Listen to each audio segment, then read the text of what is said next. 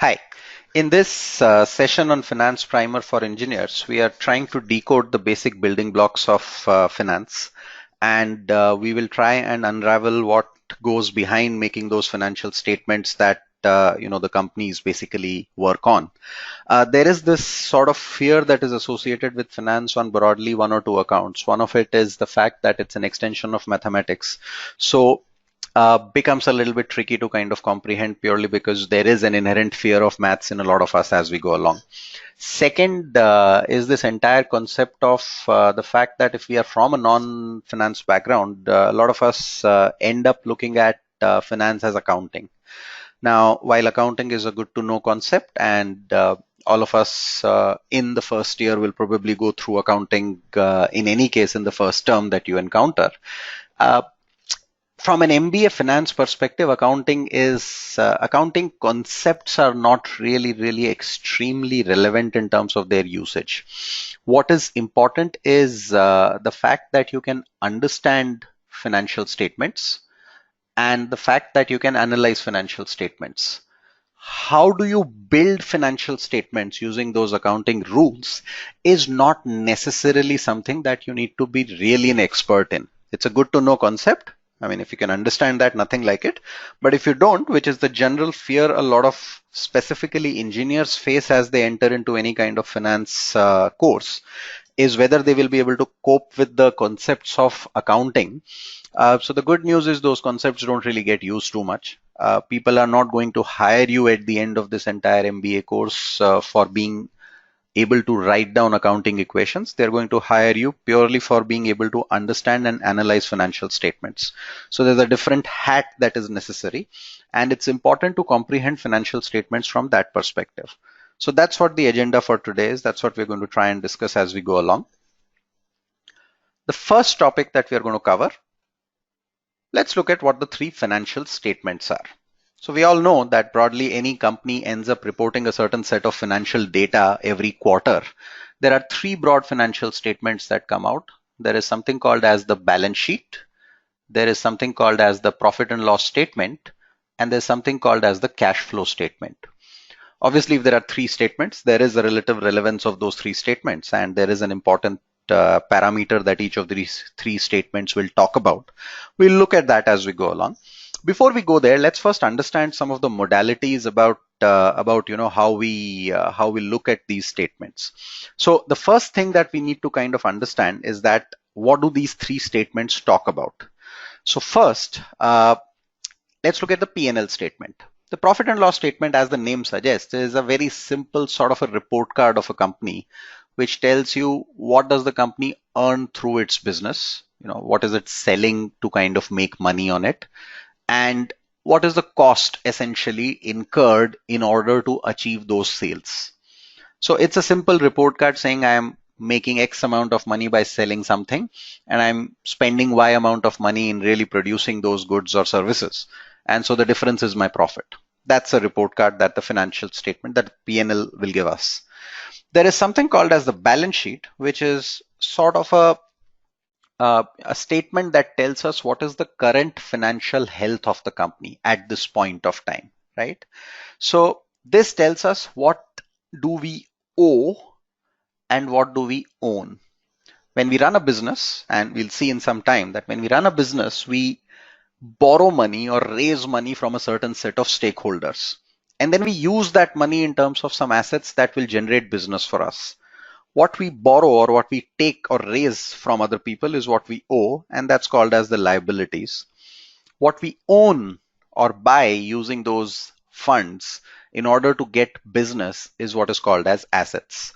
So a statement that basically gives an equality between, how much money have we raised, what are our sources of funds, and where have we applied those funds is basically known as the balance sheet. A third statement is also available, which is called as the cash flow statement. Now, the cash flow statement basically talks about exactly what funds are coming into the company and what funds are going out of the company. So in a nutshell, your cash flow statement is very similar to your bank account statement. If you actually look at your bank account statement, you will see money coming in and money going out. So that's basically what the cash flow statement says. Now, some of us at this point of time might think that, what is the difference between the P&L and the cash flow? And we'll come to that difference as we go along. But just remember that P&L is showing the profitability of something that you're selling, regardless of whether you actually collect money for it. So if I sell you a water bottle and the water bottle costs 20 bucks and I say that don't pay me right now, my P&L will still record a sales of 20. Right? My P&L will still record the cost of whatever that bottle was worth and consequently give me a profit number. But because I have not collected money from you, my cash flow will not record anything at this point of time. So there is a different parameter that each of these statements is going to throw out, and that's why it is important to look at each one of them when you're trying to analyze the health of a company. Along with this, it's also important to understand the concept of a financial year. Right. So a financial year in India runs from April of a particular year. So April 2019, for example, to March of the subsequent year. So March 2020. This will be called financial year 2020. Right. That's a spectrum of financial year.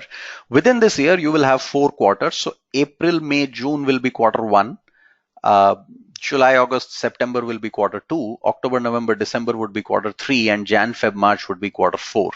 So that's how you kind of denote the quarters. And when companies come up and give their earnings, they will typically say we are giving Q1 earnings or Q2 earnings or Q3 earnings. Right now, for example, we are in the month of April and companies are reporting earnings for Jan, Feb, March quarter. So we are looking at Q4 earnings for some of the companies in this particular month that are coming out, right? So that's how you denote these numbers or statements as you go along. So that's your financial statements that you see. These are the 3 financial statements. If you were to pictorially look at these statements, there is some interesting insight that we get in terms of these statements. So the balance sheet is as on a point of time, right? It's a statement at a point of time. It can change the next minute. Right? Because it tells you basically how much do you owe to someone and how much do you own. If you repay some of the money, that statement changes. But at any point of time, you're looking at the company's health in terms of what do you own and what do you owe.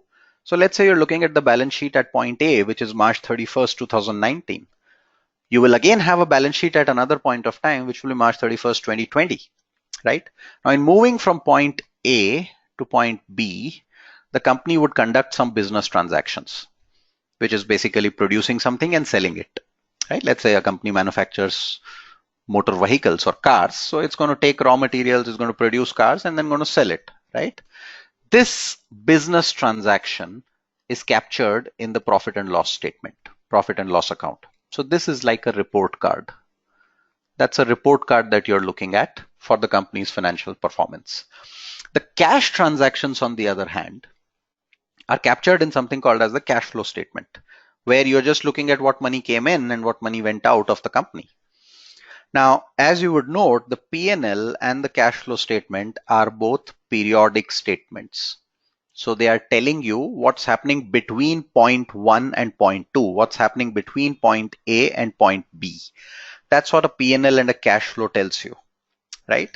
The balance sheet tells you what is the situation on point A. To give a very simple corollary, the balance sheet is a snap, the P&L is a video, the cash flow is also a video. Right? The balance sheet is talking about one particular point of time. If you look at a snap, it just tells you what's happening at that point. Right? A video, on the other hand, tells you that, what's happened between 2 periods. You don't say my profit right now is 20 crore. You say my profit for the last quarter or last year was 20 crore. Right? My cash flow for last year was 200 crore. That's what companies say. So typically these statements are periodic and they are sort of a flow statement, whereas balance sheet is a stock statement. Now, just to comprehend why would you look at these 3 statements together, think of the architecture of a house, right? Or any building for that matter. You cannot comprehend the architecture or the visualization of that house correctly unless you have 3 projections for it, which is you should have the front projection, you should have the side projection, and you should have the top projection. All three are kind of giving different viewpoints. And once you have those three projections, you'll have a much clearer view of, what is the depth, what is the width, what is the height of the house, right? How would you visualize a house? That's in a way you could understand how you are putting these three statements together and saying that, unless you look at these three statements together, you are not going to be able to capture a complete view of the company. It's important, therefore, to look at these three statements in tandem and comprehend what's happening there.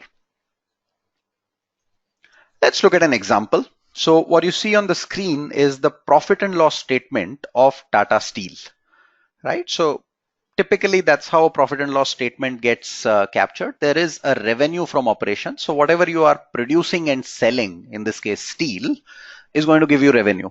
So that's your revenue from operation. So Tata Steel's total revenue for all their operations across the world is about 1,33,000 crore. That's the number we see, correct? Then you have all the expenses, or what we are saying as costs.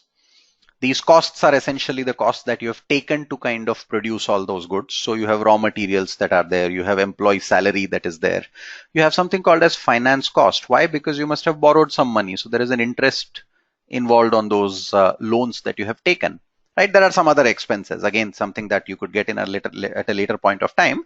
But you look at what is the total sales the company has, you look at what is the total cost the company has, and the difference of these two is what is called as profit before exceptional items and tax.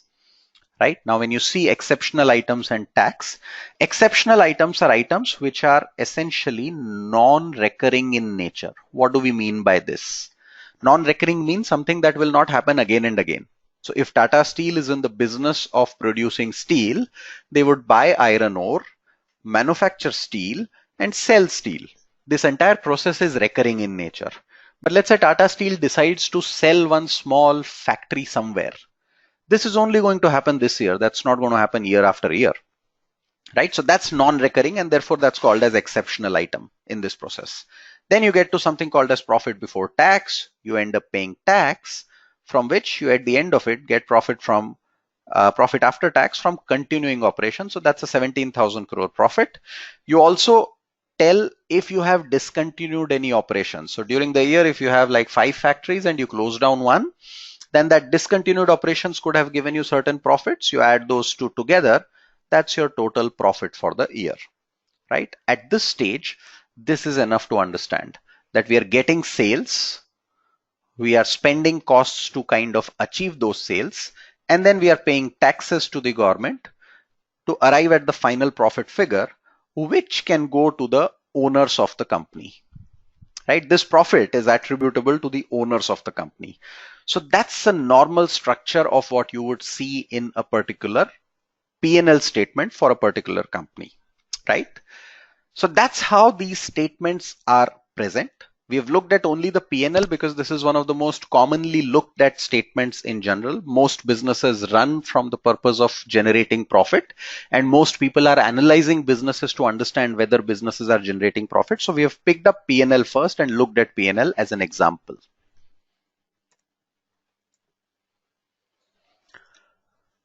Let's turn our attention to this problem of how do businesses get funded. And once we understand this, it will become easier for us to then comprehend and go and build how does a balance sheet come into existence, right? For any business, you could raise money through various sources. Whatever way you are raising money could get classified into two broad sources, either debt, which is nothing but a loan or a borrowing, right? Or equity, which is nothing but an ownership. There could also be some sort of structures which are hybrid between the two, which is a combination of these two put together. But broadly, you could classify any way you raise money as these two. So if you are going to a bank taking a loan, that's debt. If you're going to your friends and family taking loans, that's debt.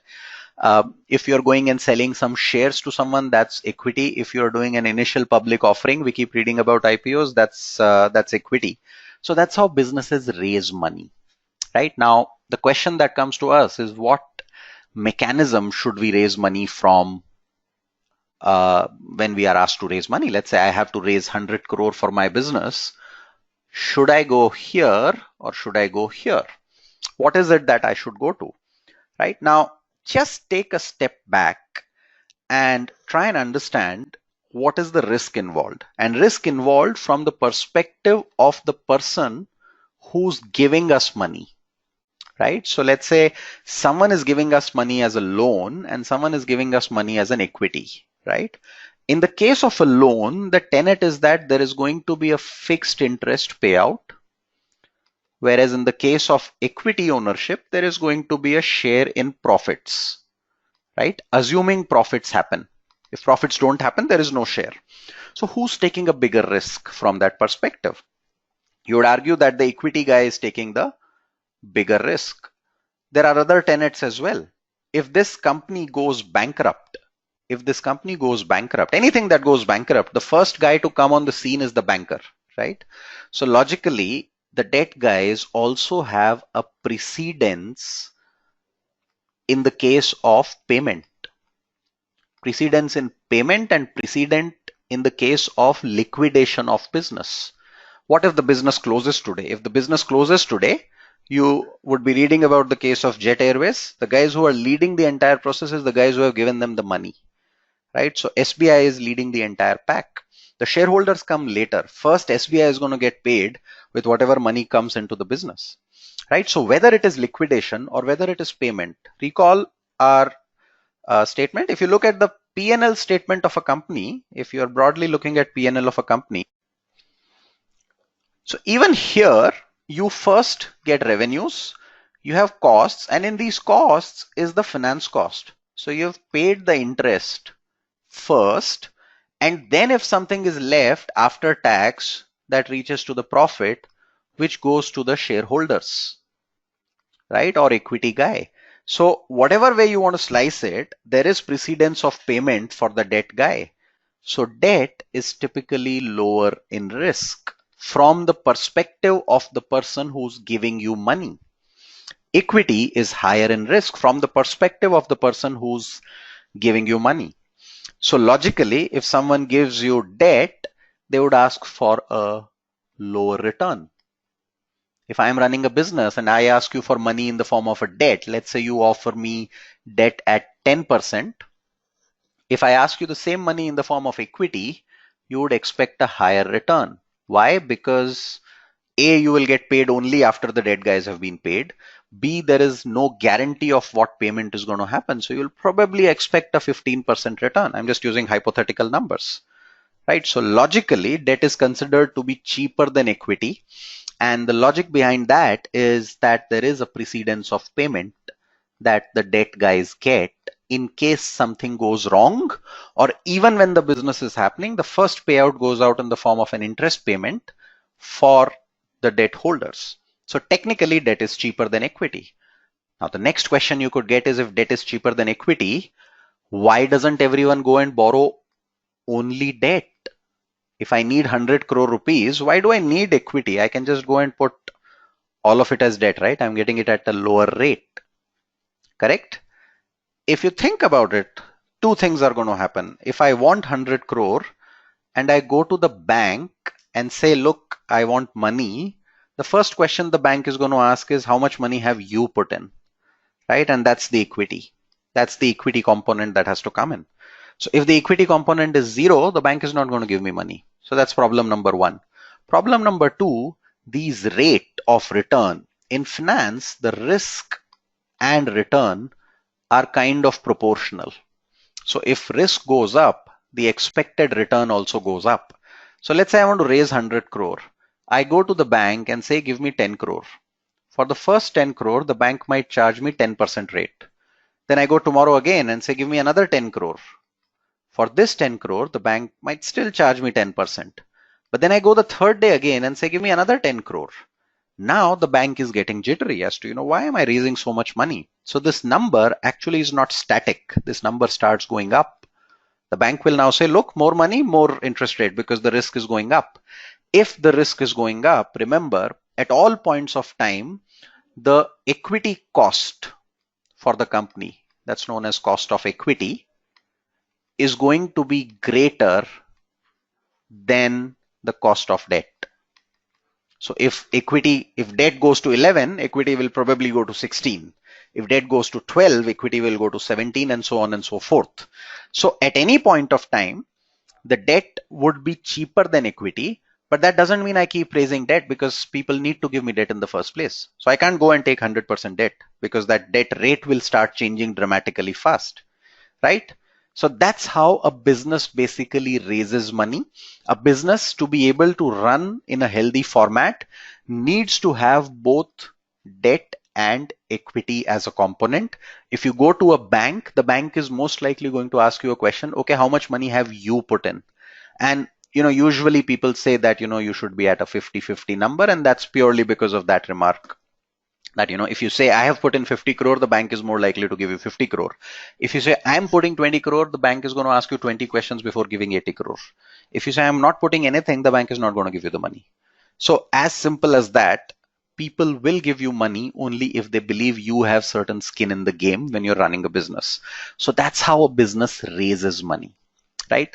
Now the question that comes to us is that the return that this debt guy is getting in the form of an interest is very explicit. It's very clear. I borrowed 100 crore. I'm going to give 10 crore of interest every year. That's very clearly defined. What is the return that this equity guy makes? Now, this equity guy makes a return in the form of two parameters. One is, out of the profits, you could give out a share of profits. This share is typically termed as what is called as dividend. So if Tata Steel makes 17,000 crore of profit, they could end up distributing some part of that as dividend to the shareholders.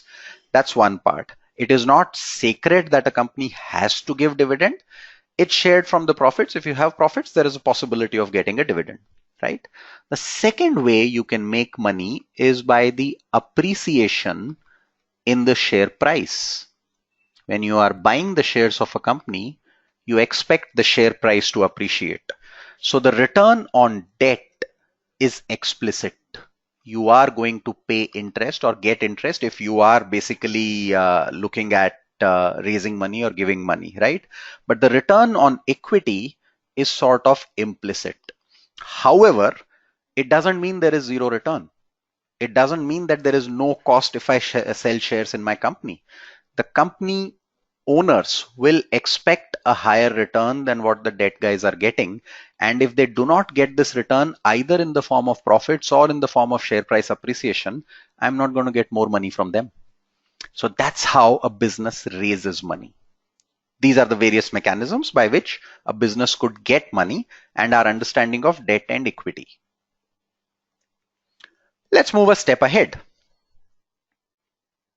Let's figure out, once a business has raised money, how does it work? So let's assume we start with a business who has a share capital of 100,000, and because you start with a share capital of 100,000, let's say there are two people who get together, person A and person B.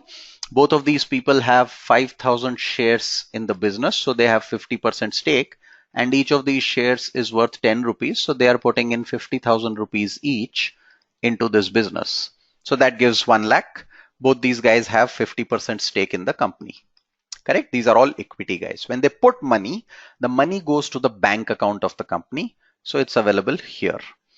This, what you see on the screen, is a very simple example of a balance sheet. What you get here is your sources of funds. What you see on the right side is the application of those funds. Sources are your liability, application is your asset.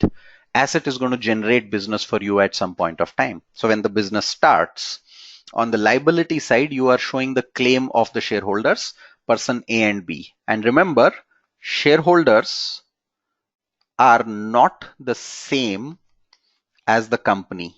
The company is a different legal entity. It's a fictitious entity that is running the business. The company has taken money from these two shareholders, A and B, and put that in the form of cash at this point of time in the bank account that is available. The balance sheet is going to balance. Now from here on, accounting equations aside, whatever a company does, whatever decision a company does, either the decision is going to impact both sides of the balance sheet, or it is going to impact and rearrange items on one side of the balance sheet. Side of the liabilities, which is sources of funds, will always equal the application of funds. Correct? So let's start this business. As you start this business, you go ahead and use this cash to buy fixed assets. Let's say you are running a business like this business that goes on. Let's assume we buy a couple of computers out of it. So I buy a couple of computers. What that does is I have now purchased fixed assets worth 100,000. So what that does is cash goes and sits in fixed assets, right? These are different kinds of assets. These are assets which have a useful life. It's going to last for a period of time. Cash is something I can use immediately, but this is a different asset. I can also write computers, right? Let's say I purchase 2 computers and I start running some kind of business using these computers, right? The balance sheet still balances. There is no issue in terms of the balance sheet balancing at this point of time. Now let's say we continue running this business for the year, and at the end of the year, post all expenses, all kinds of expenses that can happen, which include any expenses required to upkeep these assets in their present form or fashion, and any taxes that are paid. Let's say we make a profit of 20,000. When I say cash, cash is the equivalent of bank balances. Cash and bank balances are kind of being used interchangeably, right? So at the end, if I make a 20,000 rupee profit, that's going to appear in my bank balance, right? And now it gives me a situation that the balance sheet may not balance at this point of time. Now there are 2 things that can happen at this point of time. First question we need to ask is, this cash that appears or bank balance that appears in the form of profits, whose entitlement is this, right? So who gets this money? Once we realize that this money, which is a net profit, belongs to the shareholders, there are 2 things that can be done. Remember, there is person A and person B, and both own 50%. So either you could just distribute half of this 20,000 to person A and B. So you can give rupees 10,000 dividend to each, right? You could give rupees 10,000 dividend to each. What is the return that they're making? Correct? They gave you 50,000 rupees. Now they are getting 10,000. That's their return. What's the return? 20%. Should they be happy with 20%? 20 is a good number, right? So 20% is a good number. They should be happy with this 20%. But you're running a business and you don't want to give out all your profits. And so you approach these guys. These guys say, look, this looks like a good business. Why don't you just keep this 20,000 with yourself? Or in other words, reinvest this 20,000. Right now, if you reinvest, basically they took the money and gave it back. If they gave it back, that's a source of funds. If it's a source of fund, it should come here again. So think of it this way. You gave them the money. So this 20,000 became 0. Then they put it back. So they came here and that appeared again here as cash or something of this sort. Right? So now what you're saying is that instead of taking the money out, they said, let's put it back into the company. This is known as retained earnings, also commonly called as reserves and surplus. Right? Now note 2 things happen. How many shares did A have? 5,000. How many did B have? 5,000. There's no change in the number of shares, remember. If there is no change in the number of shares, then what is the claim now? The claim is 1,20,000. What do you mean by claim being 1,20,000? If you close the company today, both A and B together need to get paid 1,20,000 because that 20,000 has not made its way to their hands as yet. Right? So if the total claim is 20,000, then each one of them should be getting 60,000. If each one of them is going to get 60,000, then the share price should now reflect rupees 12. Right? Now what is the return? They invested money at rupees 10 and now they are sitting at 12. So that's again 20% return, right? -1 basically. So 20% return is what they're seeing. So whether the company gives it out as dividend or whether the money goes and sits back into the company as further sources of funds, the return remains the same, 20%. If the company does not generate 20% return, generates only, let's say, 5% return, let's say the profit was only 5,000 rupees instead of 20,000, then A and B will come and ask, look, we gave you 1 lakh rupees, you gave us 5,000 back. Unless there is reason for us to believe that you're going to generate more money in the future, we are better off keeping our money in a bank account in a fixed deposit. That gives us more money, right? So make no mistake, the equity guys need to get paid either in the form of dividend or in the form of a rising share price.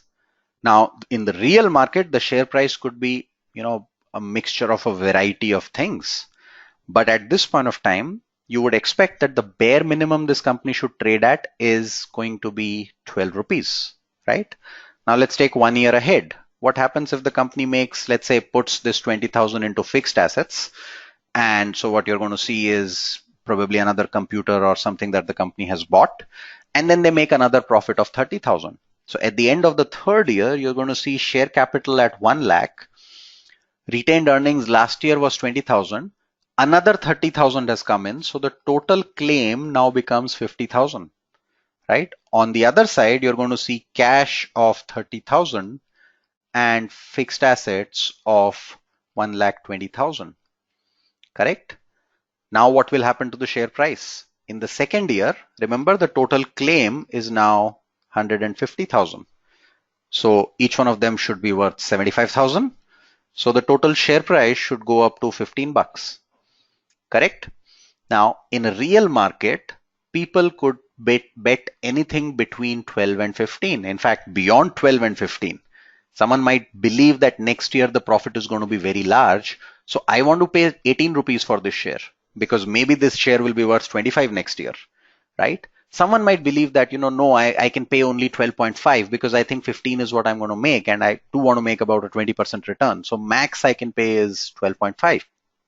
So people have varied expectations in markets, but do remember that unless the company generates a certain amount of profit every year, 20%, 18%, 15%, whatever you think, the shareholders are not going to be happy. If shareholders are not going to be happy, you're not going to get more money from the company, more money for the company, plain and simple, right? So that's how basically the business model works. Generalizing it, every company goes and raises capital. Capital can come in the form of equity, or it can come in the form of debt or loans, right? Now, these funds, these are, remember, sources of funds. They are used to purchase business generating assets. Once you have business generating assets, you have cash flow that gets generated through that operation. At the end of the cash flow, either you return it back to the lenders and shareholders in the form of interest or dividend. If you're not returning it back, the money gets plowed back into the company, and that's basically retained earnings. This is another source of funds because your shareholders are saying, okay, don't give me the money, put it back into the company. Now, this itself has interesting connotations because if you note this 50,000 number, this is a cumulative number. So your balance sheet is a cumulative statement. It keeps adding. So if you are looking at a balance sheet at a point X and a balance sheet at a point Y, X plus something is going to give you Y, right? So Y has traces. This point Y has traces of what the company did last year. A balance sheet is cumulative or additive in nature. P&L and cash flow, on the other hand, are just for a particular period of time. They don't matter. You can't look at this year's profit statement and say what happened last year, right? So that's the nature of how a company runs the business. That's how money comes into the business, and that's how the money gets used into the business. That's broadly about the business model. Let's now dive a little bit deeper into components of the balance sheet and understand how does the balance sheet work. And then we'll start looking at a few examples as well around that, right? In the company, there are going to be certain sources of funds. Money could come in the form of shareholders, which is commonly known as equity. The money could come in the form of non-current liabilities. Non-current is basically nothing but long-term, right? Current is what is called as short-term. So those are the terms typically used.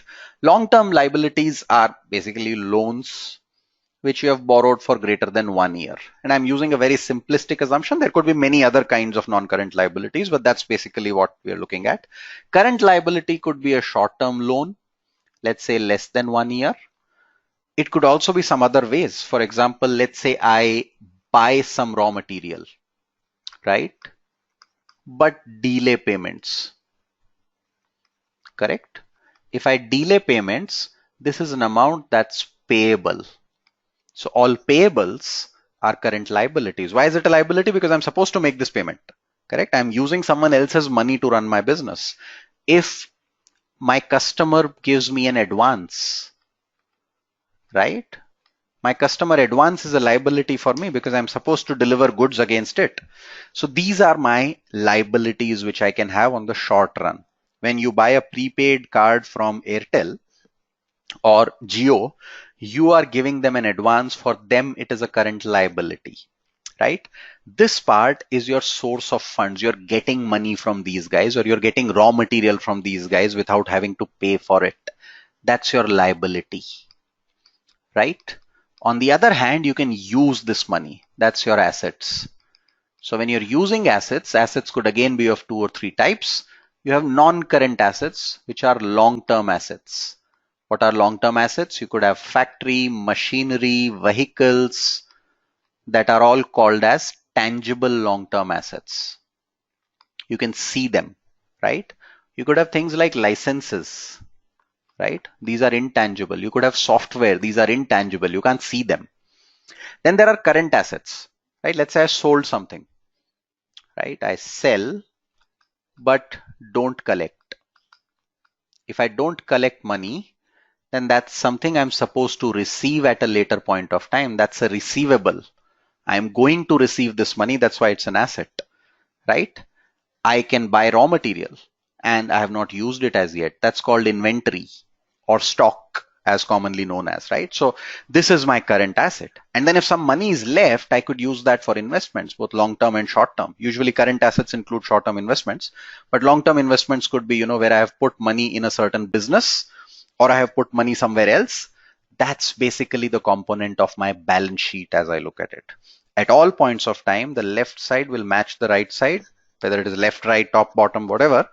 Your source of funds cannot not match your application of funds. If I start my business with 1000 crore, I can either use it to buy certain assets or that money will lie in my bank account, right? The sum of these two has to be 1000 crore. And beyond this, any decision that I make is going to go and impact my balance sheet either on both sides. So if I borrow more money, I will get loans here, loans will go up, and on this side, cash will go up, right? If I repay some loans, cash will go down, loans will go down, right? If I buy fixed assets using this cash, cash gets rearranged to factory and machinery. So always remember that every step that you do in a business transaction has to go and either impact both sides of the balance sheet or rearrange the items on one side of the balance sheet.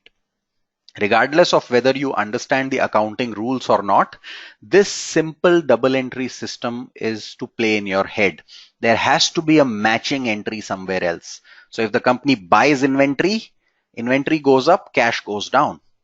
If the company's receivables go down, that's basically a customer that has paid, receivable goes down, cash goes up. If a lot of customers pay a lot of advances, the company's cash balances start going up. So you will note that every transaction will either change items on both sides so that the sum total remains the same, or will rearrange items on one side such that the sum total remains the same. So either affect both sides so that the total changes equally, or rearrange items on one side so that the sum total remains the same, but classification could change of those items. Just keep this in mind. As long as this is in mind, it'll work fine. Let's quickly turn our attention to what are the key components of a profit and loss statement. Right now, P&L statement starts with your revenue, and you could have some versions or terms that you keep reading about it. Right? So you start with revenue, and from there you remove the cost of the goods that you have sold. Right? If you start with revenue, let's say I am manufacturing computers, just the cost that has gone into manufacturing that computer, which is the raw material cost plus the labor that has gone only into making that computer, is cost of goods sold. What I get is something called as gross profit. right? Essentially, I'm removing just the variable cost from that revenue that I get, right? This is gross profit. Now from here, if I remove other operating expenses, what are other operating expenses? There's going to be more business expenses, right? Marketing expense. That's going to happen regardless of how much I sell or produce. There is going to be some admin expense. There is going to be some amount of salary expense that is happening any which ways. There is going to be some amount of electricity expense that's going to happen any which ways. Once you remove that, you get operating profit, right? Then from that, you remove this term called depreciation and amortization, which is if you buy a big asset, rather than taking the cost of that asset in 1 year, you're going to distribute that over a certain number of years. For example, if I buy a car worth 5 lakhs, it's unfair to take all that cost in the first year. So let's say the useful life is 5 years. I distribute 1 year over each of the years, and each of the 5 years, and that basically gets accounted for. What I get is earnings before interest and tax. From this, I pay the interest. I get earnings before tax or profit before tax. From this, I pay the taxes and I get the profit after tax. Now, this classification is usually internal to the company. When you say internal to the company, these headers are commonly available, all of them in detail, only inside the company, right? But let's understand what's the logic of these headers. So if you look at gross profit, this is meant for a factory or a business unit. If I run a particular manufacturing unit, what is in my hands is only this term. I have a certain revenue and there's a certain cost of goods sold. My idea is to maximize this. If I am the CEO, my idea is to maximize EBITDA. If I am the banker, I am worried about EBIT. If I am the government, I am worried about profit before tax. If I am the shareholder, I am worried about profit after tax. That's basically the nature of why all of these are important. Remember, the first line in the P&L is the revenue, and that's called your top line. The last line in your P&L is your profit, and that's why that's called the bottom line. So when you read the statement that bottom line of a company has increased 20%, we are talking about profits. When you read the statement top line has grown 10%, we are talking about sales, right? That's typically what you see in a P&L. Let's turn our attention to a quick review of the components of the cash flow. When you look at a cash flow, typically all cash flow items, money coming in, money going out, can be divided into 3 components. Cash flow from operating activities, cash flow from investing activities, cash flow from financing activities, right? Anything to do due to the business operations of the firm. Buy something, raw materials, sell the actual product, salary, etc. All of this is going to be operating activity. Anything that is to do with investment activities, which is like buying and selling assets, that's investing activity. Anything to do with raising or deploying money, right? Financing activity is financing activity. Think of it this way. Everything that is appearing in the P&L statement, which is a business operation, that all will come here. Everything that is happening on the asset side of the balance sheet, all of that will come here. Basically buying and selling assets.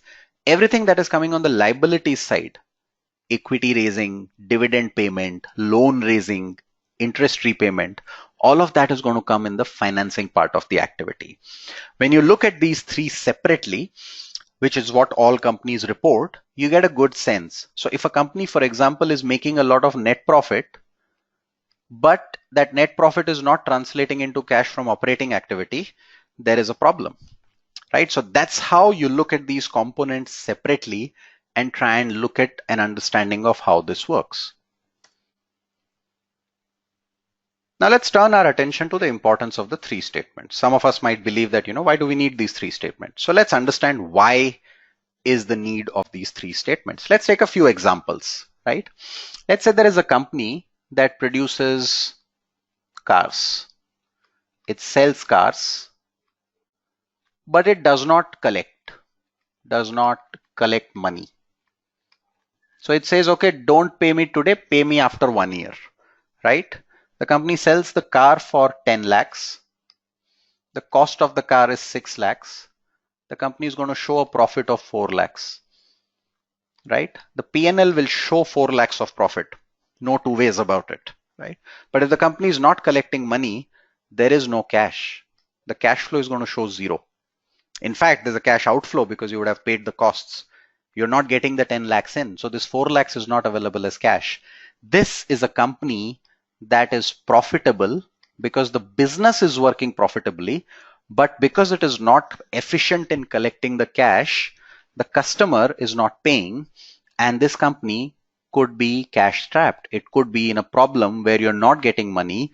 This is a company that could technically go bankrupt if it does not collect money for too long. So a company can be profitable but bankrupt, and you will not know this unless you look at the P&L and cash flow together. It is important to look at both of these activities in tandem. Another example. This was simple. If you look at a company that sells cars, what if the company is in an infrastructure business, right? It makes airports. Now, airports are longer gestation period businesses. You're going to make, let's say, argument's sake, XYZ company wins an airport bid. They're going to get 12,000 crore rupees. That's the bid over 3 years, right? Now, at the end of the first year, what kind of revenue should the company book? So they have to book some revenue. There are 2 or 3 options, right? Let's say they've bid 12,000 crore and they estimate that 8,000 crore is going to be their cost. So that's their revenue over the entire thing. The government has given them this project. So the government is only going to pay at the end of the third year. 12,000 crore is going to come at the end of the third year, right? How much revenue should they book in the first year, right? Now there are various schools of thoughts. You could say that it should be divided equally. So it should be 4,000, 4,000, 4,000.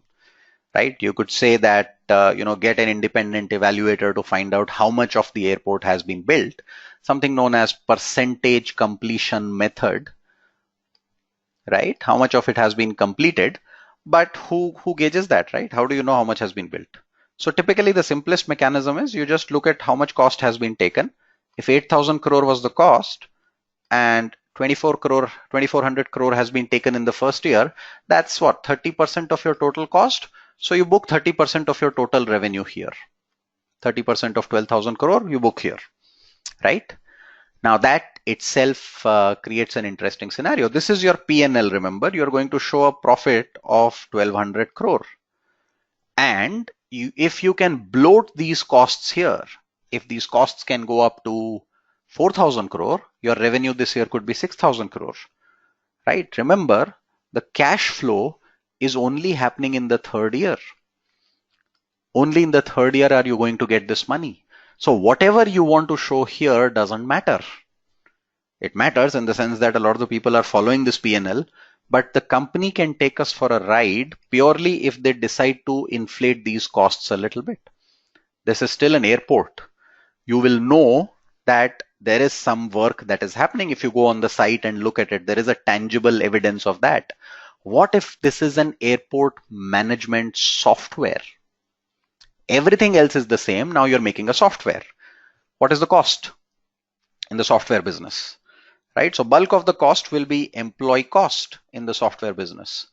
You could technically just announce a big bonus to all of your employees, not make that payment in that year. So it appears as a cost on your P&L. It doesn't appear as a cash outflow on your cash flow, but because it appears as a cost, it will allow you to inflate your revenue. So remember, the reason you need these 3 statements at all points of time is that the P&L, while it is the most commonly used business statement, is at all points of time susceptible to challenges. And these challenges are that P&L works on something called as accrual basis. What do we mean by accrual basis? It assumes that if you have done some work, you will record the revenue for that, regardless of whether you have received the money for that or not. So if a company chooses to sell things at a discount, that money may never come in.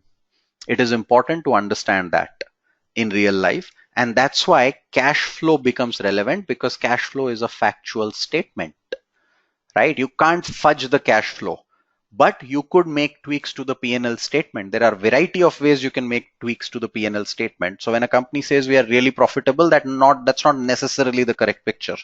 The cash flow tells you whether they've received cash in lieu of what they were making profits on, right? And the balance sheet tells you basically the sustainability of the business, how sustainable this business is in the long run. You will look at the balance sheet of Jet Airways and you will look at the balance sheet of Hindustan Unilever, and you will immediately figure out there is a clear difference in terms of sustainability of the business. One is running purely on debt and is not sustainable because they're not making any money. The other is running on own generated cash flows and so is sustainable as you go along. So it is important for us to ascertain that we are looking at these three statements together at all points of time. There could be numerous cases where if you're looking at any one of these three statements in isolation, we could be taken for a ride purely because we have missed out some picture that the company was giving in some of the other statements.